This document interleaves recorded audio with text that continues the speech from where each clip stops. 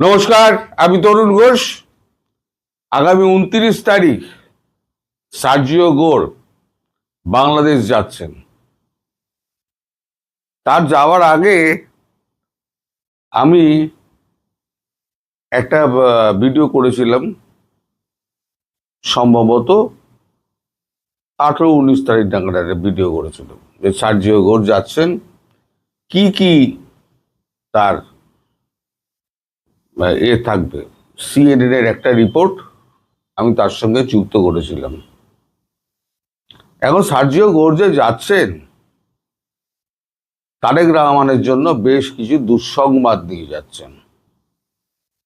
দুঃসংবাদ বলতে, তিনি যে চীন সফর করে এসছেন, তুর্কির সঙ্গে যে চুক্তি করেছেন, চীনকে মায়ানমার করিডোর দেবেন বলেছেন, একে তুর্কিকে এইখানে ড্রোন কারখানা, তারপরে আরো অনেক কিছু চুক্তি ফুক্তি হয়েছে, সেই সব কিছু নিয়ে তার সঙ্গে আলোচনা হবে। তার এই চুক্তি, খলিলুর রহমানের এই ভিজিট এবং ভারত ও আমেরিকার সঙ্গে যে চুক্তিগুলো হয়েছিল সেই চুক্তির খেলাপ নিয়ে। এছাড়া আছে আপনার বাংলাদেশের সংখ্যালঘু নির্যাতন, আওয়ামী লীগকে নিষিদ্ধ করা। এখন তিনি যে যাচ্ছেন, যেটুকু খবর পাওয়া যাচ্ছে, তিনি সব দলের সঙ্গে বসবেন। বিএনপি জামাতের সঙ্গে বসবেন, এনসিপির সঙ্গে বসবেন, সবার সঙ্গে বসবেন, জাতীয় পার্টি সবার সঙ্গে বসবেন। বসে তার দুদিনের সফর, এই দুদিনের সফরে তার একবারে টাইট শিডিউল। এখন তার যা হাবভাব, এবং G7-এ মোদির সঙ্গে সাইডলাইন বৈঠক যেটা হয়েছিল ডোনাল্ড ট্রাম্পের, সেখানে ডোনাল্ড ট্রাম্প পরিষ্কার বলেছিলেন, ভুল আমাদের হয়েছে, আমরাই এটা ঠিক করব। তা ঠিক করার রাস্তা কি? ঠিক করার রাস্তা হচ্ছে মার্কিন যুক্তরাষ্ট্রের যিনি প্রতিনিধি সার্জিও গোর, তিনি শুধু ভারতবর্ষের রাষ্ট্রদূত নন, দক্ষিণ এবং মধ্য এশিয়ার তিনি চার্জে রয়েছেন। এখন তিনি গিয়ে তারেক রহমানের ওপরে যে চাপ সৃষ্টি করবেন, আমার মনে হয় না তারেক রহমান সরকার আর টিকতে পারবে। কারণ ধরুন, আপনাকে যে রাজা বানায় সেই কিন্তু আপনাকে ফকির বানিয়ে দেবে। আর আমেরিকার ইতিহাসে তো প্রভূত উদাহরণ রয়েছে, যে রাজা থেকে ফকির করে দেওয়া এবং একটা ভালো রাষ্ট্রকে রসাতলে পাঠিয়ে দেওয়া, এই দুটোই কাজ করবে তারা তড়িৎ করবা। এখন এই যে তিনি আসছেন, তার ভিজিটের যে ভিডিওটা CNN করেছিল, সেই ভিডিওটা আমি একবার জুড়ে দিচ্ছি, আপনারা দেখুন। তারপর আমি আবার ফিরে এসে এই ভিডিও সম্পর্কে আপনাদের আরো 2-4টি তথ্য দেব, যেগুলো অত্যন্ত গুরুত্বপূর্ণ। The United States is sending one of President Donald Trump's closest confidants to Bangladesh at a politically sensitive moment. Sergio Gore, the US Special Envoy for South and Central Asia and America's ambassador to India, is expected to visit Dhaka later this month. The visit comes just 5 months after the Tariq Rahman government assumed office and amid growing geopolitical competition in South Asia.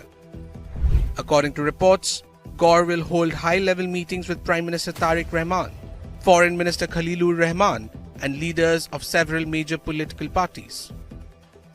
The discussions are expected to focus on regional security, Bangladesh's foreign policy, and its strategic direction. The timing of the visit has drawn particular attention.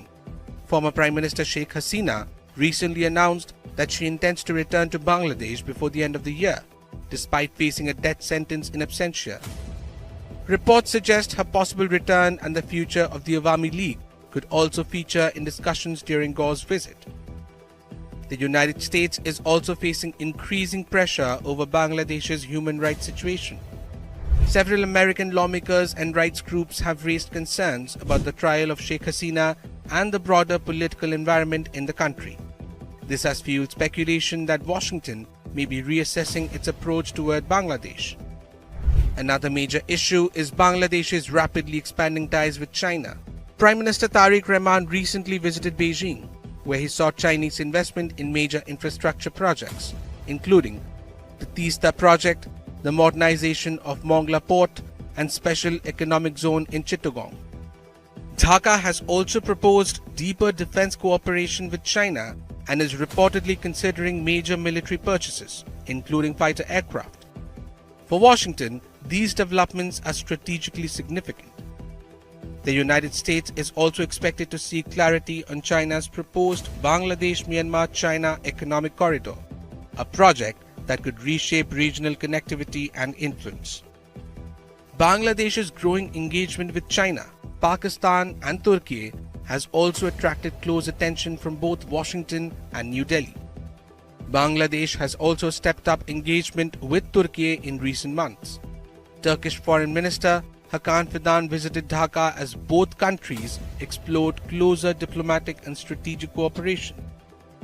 The growing ties with Turkey alongside Bangladesh's outreach to China and other regional powers are expected to be closely watched by Washington during Sergio Gore's visit. Against this backdrop, Sergio Gore's visit is expected to be more than a routine diplomatic engagement. It will be an opportunity for the United States to assess Bangladesh's political trajectory, reaffirm its strategic interests, and signal how Washington intends to engage with the Tariq Rahman government in an increasingly competitive Indo-Pacific region. এখন তারেক রহমান ভাবছেন তিনি দুটো তিনটে নৌকোয় পা দিয়ে পার হয়ে যাবেন। সে তো হয় না। আপনাকে বসিয়েছে কে? আপনাকে বসিয়েছে আমেরিকা এবং ভারত তাদের যৌথ সিদ্ধান্তে। কারণ ভারত চেয়েছিল একটা সুস্থির রাষ্ট্র এই মোহাম্মদ ইউনূসের হাত থেকে আপাতত রেহাই পাওয়া যাক, পরে যা হবে দেখা যাবে। আওয়ামী লীগকে ফেরাবেনি, কিন্তু সেটা মোহাম্মদ ইউনূসকে আগে সরিয়ে বিকল্প একটা সরকার স্থাপন করে তারপরেতে সেটাকে দিয়ে ব্যবস্থা করা। সব থেকে মারাত্মক যেটা হলো এই শাহাবুদ্দিন চুপ্পু রাষ্ট্রপতি, তাকে সরিয়ে দেওয়া। অর্থাৎ আওয়ামী লীগের সঙ্গে যারা সম্পৃক্ত ছিলেন তাদেরকে একে একে তারেক রহমান সরকার বিদায় করছে। তার মানে আওয়ামী লীগকে নিশ্চিহ্ন করে দাও। ভারত এবং মার্কিন যুক্তরাষ্ট্র কেউ এটা মানবে না। বর্তমান পরিপ্রেক্ষিতে দুটো দেশের কেউই মানবে না। এ সম্পর্কে আগেও আমি একটা ভিডিও করেছিলাম। আমি বলেছিলাম যে ভারতকে বলেছে যে আমরা সাহায্য করব। ভারত বলেছিল, প্রথম বলেছিল না আমরা নিজেরাই করে নেব। তারপরে আবার যখন কথাবার্তা হয় তখন বলা হয় ঠিক আছে আপনারা করুন। মার্কো রুবিওর সঙ্গে যখন জয়শঙ্করের কথা হয় আপনারা করুন, ভারতের সাহায্য লাগলে ভারত নিশ্চয়ই করবে। অর্থাৎ মার্কিন যুক্তরাষ্ট্র ধরে রেখে দিন তারেক রহমান সরকারকে ফেলার জন্য এইবারেতে কলকাঠি নাড়তে শুরু করে দেবে। এই যে সেপ্টেম্বর আমি বলেছি না, মানে আমি বলিনি, সেপ্টেম্বর যেটা আপনাদের প্রধানমন্ত্রী বলেছেন, তিনি সার্জিও গোরের সঙ্গে কথা বলেই কিন্তু বলেছেন। এই ভিডিওতে বলেছিলাম সার্জিও গোরের সঙ্গে তার দীর্ঘ আলাপ হয়েছে এবং তিনি বলেছেন অজিত দোভালকে সার্জিও গোরের সঙ্গে আমার দীর্ঘ আলাপ হয়েছে, আমি কথাবার্তা বলে নিয়েছি। অর্থাৎ শেখ হাসিনা তিনি পুরোটা জেনে নিয়ে সম্ভাব্য টাইমটা তিনি বিচার বিবেচনা করবেন। এখন আপনারা বলতে পারেন সেপ্টেম্বরের মধ্যে কি তারেক রহমান সরকার পড়ে যাবে? সেপ্টেম্বরের মধ্যে হয়তো পড়বে না, কিন্তু এমন হাত পাগুলো কেটে দেবে না আপনার মার্কিন যুক্তরাষ্ট্র, যে একটা পুতুল সরকার বসে থাকবে এবং ব্রেন কিস্টেনসন পুরো দেশটা চালাবেন। তখন শেখ হাসিনা দেশে ফিরবেন এবং তার নিরাপত্তার ব্যবস্থাগুলো আমেরিকা দেখবে, সঙ্গে তো ভারত আছেই। ফলে এই যে বিএনপিতে এখন যারা বড় বড় কথা বলছেন না, তাদের বড় বড় কথা বলা কিন্তু বন্ধ হয়ে যাবে খুব শিগগির।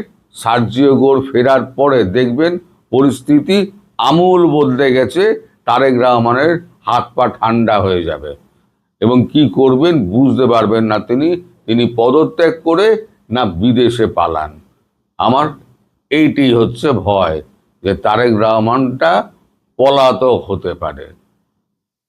কাউকে পালাতে দেওয়া যাবে না, সব কটা দেশে আটকে রাখুন, সব কটার বিচার ওই আদালতে হবে, তারপর আদালতের মাধ্যমে সমাধান হবে কে দোষী কে নির্দোষী। সবাই ভালো থাকবেন, সুস্থ থাকবেন, সাবধানে থাকবেন। নমস্কার।